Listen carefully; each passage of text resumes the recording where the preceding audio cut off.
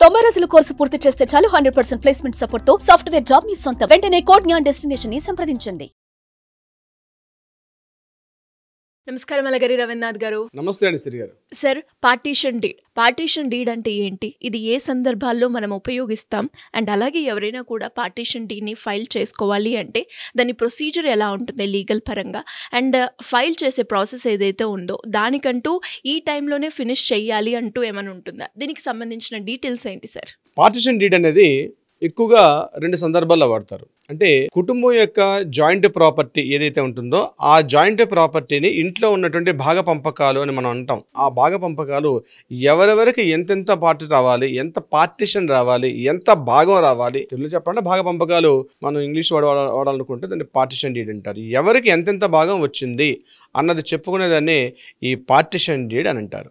ఇది ఎక్కువగా ఎక్కడ వాడతారంటే తండ్రి మరణించిన తర్వాత ఆ తండ్రి యొక్క ఆస్తి అంటే యాన్సెస్ట్రల్ ప్రాపర్టీ కావచ్చు, లేదా అతని సెల్ఫ్ గైన్డ్ ప్రాపర్టీ కావచ్చు. ఈ సందర్భాల్లో ఆ ప్రాపర్టీ తల్లికి, భార్యకి, అదేవిధంగా పిల్లలకు, సోదరుడికి, కూతుర్లకి, అలాగే మనవలకి, మనవరాలకి ఎవరెవరికి ఎంతెంత భాగాలు రావాలి అని క్లియర్ గా మనం విభజించే ఈ డీడ్నే పార్టీషన్ డీడ్ అని అంటారు అనమాట ప్రాపర్టీస్ లో. అదే కాకుండా జాయింట్ బిజినెస్ చేసేవాళ్ళు కొంతమంది ఉంటారు. ఏదైనా రియల్ ఎస్టేట్ వ్యాపారం చేసేవాళ్ళు కూడా, అంటే ఎక్కువ మొత్తంలో ఎకర్స్లో ల్యాండ్ కొని దాన్ని తర్వాత వాళ్ళు ఏంటంటే ఇన్వెస్ట్మెంట్ ఎవరెవరు ఎంతెంత పెట్టారో దాని తగ్గట్టుగా వాళ్ళు దాన్ని మళ్ళీ అప్రూవల్స్, పర్మిషన్స్కి వెళ్ళిన తర్వాత కూడా ఒక పార్టీషన్ డీడ్ రాసుకుంటారు. అంటే మీ వాటా కింద ఇన్ని వస్తున్నాయి, బిల్డర్ ఎంత, డెవలపర్ ఎంత అని చెప్పి కూడా కన్స్ట్రక్షన్కి వెళ్ళేటప్పుడు అయితే అట్లా రాసుకుంటారు.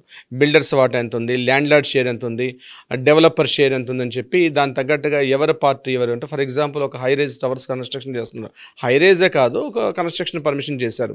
అటువంటి సందర్భాల్లో ల్యాండ్ లార్డ్ డెవలపర్కి తన ప్రాపర్టీ డెవలప్మెంట్కి ఇచ్చేటప్పుడు డెవలప్మెంట్ చేసిన తర్వాత డెవలపర్ షేర్ ఎన్ని ఫ్లాట్స్ వచ్చాయి, ల్యాండ్ లార్డ్ షేర్ ఎన్ని రకాల ఫ్లాట్స్ వచ్చాయని చెప్తూ కూడా దాన్ని డీటెయిల్గా ఒక పార్టీషన్ రాసుకుంటారు. అలాగే వెంచర్స్ చేసేటప్పుడు, ఎకర్స్లో వెంచర్ చేసేటప్పుడు కూడా వాళ్ళ ప్రాపర్టీని కూడా కంప్లీట్గా డివిజన్ చేసుకుంటూ ఎవరెవరికి ఎన్ని ఫ్లాట్ నెంబర్స్ వచ్చాయి ఆ కంప్లీట్గా పార్టీషన్ డీడ్ అనేది సబ్ రిజిస్టర్ ఆఫీస్కి పంపించి సబ్ రిజిస్టర్ ఆఫీస్లో ఆ పార్టీషన్స్ని రిజిస్ట్రేషన్ చేసుకుంటారు. ఇదంటే ఈజీగా, స్మూత్గా, మ్యూచువల్గా ఒక అగ్రిమెంట్లు ఉండేటప్పుడు.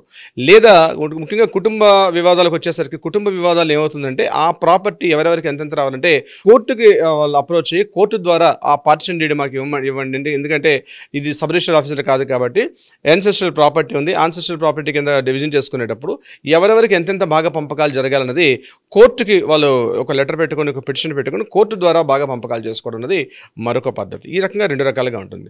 సో దీనికి లిమిటేషన్ ఏమైనా ఉంటుందా అంటే ఎగ్జాక్ట్లీ లిమిటేషన్ ఉంది. ఇండియన్ యాక్ట్ లిమిటేషన్ యాక్ట్ 1961 ప్రకారం దీనికి పార్టీషన్ జరగాల్సిన సమయంలో ఏంటంటే విత్ ఇన్ 12 years మాత్రమే ఆ పార్టీషన్ డీడ్ చేసుకోవడానికి అవకాశం ఉంటుంది. 12 ఏళ్లలో ముఖ్యంగా ఆడపిల్లల యొక్క ఆస్తి ప్రాపర్టీ కావచ్చు, లేకపోతే ఇప్పుడు నేను చెప్పినటువంటి వారసత్వ హిందూ వారసత్వ హక్కు చట్టం ఏదైతే 1956 ఉందో దాని ప్రకారంగా కూడా ప్రాపర్టీని డివిజన్ చేసుకునేటప్పుడు 12 సంవత్సరాల్లోగా ప్రాపర్టీని పార్టీషన్ డీడ్ చేసుకునే అవకాశం ఉంటుంది. ఒకవేళ పార్టీషన్ చేసుకోకపోతే దాని మీద ఏదైనా ఒకవేళ పార్టీషన్ జరిగి ఆ పార్టీషన్ జరిగిన తర్వాత కూడా దాని మీద ఏదైనా ప్రాబ్లమ్స్ ఉన్నాయి, నాకు అన్యాయం జరిగిందనో లేకపోతే అనుకున్నట్టుగా నన్ను పార్టీషన్ చేయలేదన్నటువంటి సందర్భాల్లో మరలా 3 years టైం ఉంటుంది. 3 years లాగా వాళ్ళ కోర్టుకు అప్రోచ్ అయ్యి దీన్ని చేసుకోవాల్సిన అవసరం అయితే ఉంటుంది పార్టీషన్ డీడ్ సంబంధించి.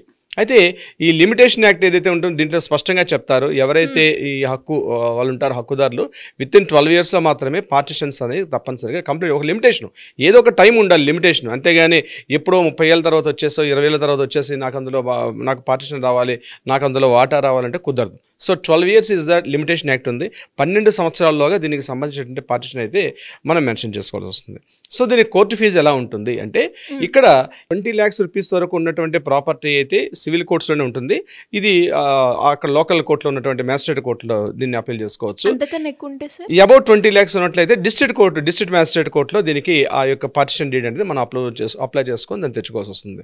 సో వన్స్ పార్టీషన్ డీడ్ వచ్చిన తర్వాత కోర్టు ద్వారా వచ్చేటువంటి పార్టీషన్ డీడ్ని అది ఎన్ని రోజులు వస్తుందంటే ఇక్కడ దానికి కూడా స్టాంప్ డ్యూటీ కట్టాలి.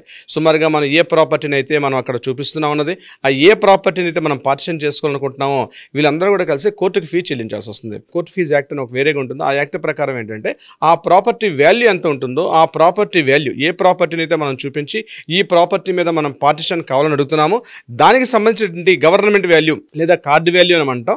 ఆ కార్డు వాల్యూని బేస్ చేసుకొని అక్కడ పర్సంటేజ్ అనేది అక్కడ మెన్షన్ చేసి ఉంటారు. ఇక్కడ కోర్టు అడ్వకేట్ ఫీజు ఉంటుంది. At the same time court fee కూడా మనం సబ్మిట్ చేసుకున్న తర్వాత కోర్టు నుంచి మనం ఈ పార్టిషన్ డీడ్ని పొందే అవకాశం కూడా ఉంటుంది. ఇక్కడ ఇంకొకటి కూడా ఉంటుంది, కొంతమంది అడాప్ట్ చేసుకుంటారు పిల్లల్ని. వారసత్వ చట్టాల్లో పిల్లల్ని దత్తత చేసుకునే అధికారం ఉంటుంది.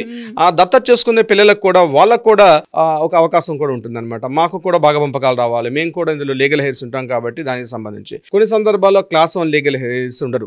అటువంటి సంబంధాల్లో క్లాస్ 2 లీగల్ హెయిర్స్ వాళ్ళకి సంబంధించినటువంటి అంటే యాన్సెస్ట్రల్ ప్రాపర్టీలో పూర్వీకుల నుంచి వస్తున్న ఆస్తిని కంప్లీట్గా సమభాగాలు చేసుకుంటారు.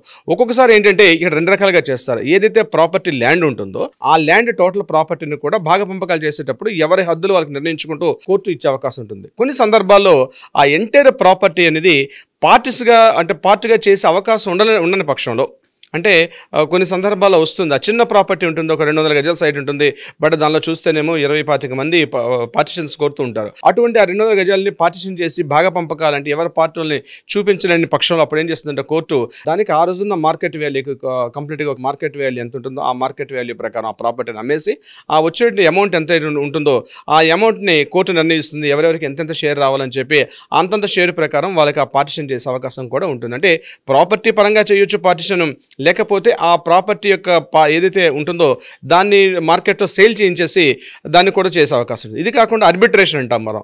ఆర్బిట్రేషన్ అంటే ఒక మధ్యవర్తిని, ఒక ఆర్బిట్రేటర్ని అపాయింట్ చేస్తారు. అంటే వాళ్ళ మధ్య ఒక అవగాహన, మాకు ఎక్కువ అవుతుంది తక్కువ అవుతుంది వాళ్ళ మధ్య సంబంధాలు లేనప్పుడు ఒక ఆర్బిట్రేషన్ ద్వారా కూడా పార్టిషన్ చేసుకునే అవకాశం కూడా ఉంటుంది. సో ఇన్ని రకాలుగా ఒక ప్రాపర్టీని మనం పార్టిషన్ చేసుకునే అవకాశం కూడా ఉంటుంది. అది కోర్టు ద్వారా వెళ్ళొచ్చు. అయితే ఒకసారి కోర్టు నుంచి మనకు ఆర్డర్ వచ్చిన తర్వాత, పార్టిషన్ డీడ్ మనకు వచ్చిన తర్వాత ఈ ప్రాపర్టీ ఏదైతే ఉందో మళ్ళీ సబ్ రిజిస్టర్ ఆఫీస్కి వెళ్ళాలి. ఆ ప్రాపర్టీని కోర్టు ఆర్డర్ చూపిస్తూ కోర్టు ద్వారా మాకు ఇంత ల్యాండ్, ఇన్ని ఎకరాలు, ఇన్ని గజాలు, లేకపోతే ఇన్ని గుంటలు, లేకపోతే ఇన్ని సెంట్స్ ప్రాపర్టీ మనకు వచ్చిందని చెప్పి మరలా మనం సబ్ రిజిస్టర్ ఆఫీస్కి వెళ్ళి లేదా ఎంఆర్ ఆఫీస్కి వెళ్ళి దాన్ని పూర్తిగా వెళ్ళి ఆ ప్రాపర్టీని మన పేరు మీదుగా ట్రాన్స్ఫర్ చేసుకొని ఇమ్మీడియట్గానే మ్యూటేషన్ చేసుకోవడం కూడా వెరీ వెరీ ఇంపార్టెంట్. అప్పుడు పూర్తిగా దానికి మీద వాళ్ళకి హక్కుదారులు అవుతారు. ఒకసారి కోర్టు నుంచి పార్టిషన్ డీడ్ హక్కుపత్రం వచ్చిన తర్వాత దాని మీద పూర్తి హక్కు వాళ్ళకు ఉంటుంది. అంటే వాళ్ళ భాగాన్ని మరలా వీలైతే వేరే వాళ్ళకి సేల్ చేసుకోవచ్చు, లేకపోతే తమ కింది వరుసలకి వాళ్ళు దాన్ని ట్రాన్స్ఫర్ చేసే అవకాశం ఉంటుంది. పార్టిషన్ డీడ్ ద్వారా హక్కులు బదలాయింపు అయిన తర్వాత వాటి మీద సర్వ హక్కులు కూడా ఎవరైతే కోర్టు ద్వారా వచ్చినటువంటి భాగ పంపకంలో వచ్చినటువంటి ఆ హక్కుదారులు ఎవరైతే ఉంటారో వారికి దాని మీద పూర్తి రైట్స్ ఉంటాయి. ఇది ఈ రకంగా పార్టిషన్ డీడ్ అనేది కంప్లీట్గా ఉండే అవకాశం ఉంటుంది. శ్రీగారు సార్, మరి ఎవరికైనా కూడా ఇలా ల్యాండ్ రిలేటెడ్గా కావచ్చు, ప్రాపర్టీ రిలేటెడ్గా ఎవరికైనా ఎలాంటి ఇష్యూస్ ఉన్నా కూడా లీగల్ పరంగా మేము వెళ్ళాలి అనుకున్నప్పుడు మిమ్మల్ని ఏ రకంగా అప్రోచ్ అయ్యే ఛాన్స్ ఉందంటారు సార్? కింద స్క్రోల్ అవుతున్న నెంబర్ని కాంటాక్ట్ చేసినా, లేకపోతే ఒకవేళ కాల్ లిఫ్ట్ చేయని పక్షంలో అట్లీస్ట్ వాట్సాప్లో వారి డీటెయిల్స్ని కానీ వాళ్ళు సెండ్ చేయగలిగితే ఇమీడియట్గా మన లీగల్ టీం వాళ్ళకి అప్రోచ్ అవుతారు. వాళ్ళకి సలహా సంప్రదింపులు ఇచ్చే ప్రయత్నం కూడా చేస్తారు. ఇది కాకుండా ఆ ప్రాపర్టీస్కి సంబంధించినటువంటి పత్రాలు కానీ పేపర్లు కానీ ఏ రకంగా వెళ్తే ఒక దిశానిర్దేశం కూడా చేసే ప్రయత్నం చేస్తారు. న్యాయపరంగా ఏదైనా వివాదాలు ఉంటే కూడా దానికి కూడా సమస్యకు పరిష్కారం చేసే విధంగా ప్రయత్నం చేస్తారు. సిరి గారు, thank you sir. Thank you so much. Thank you so much అండి.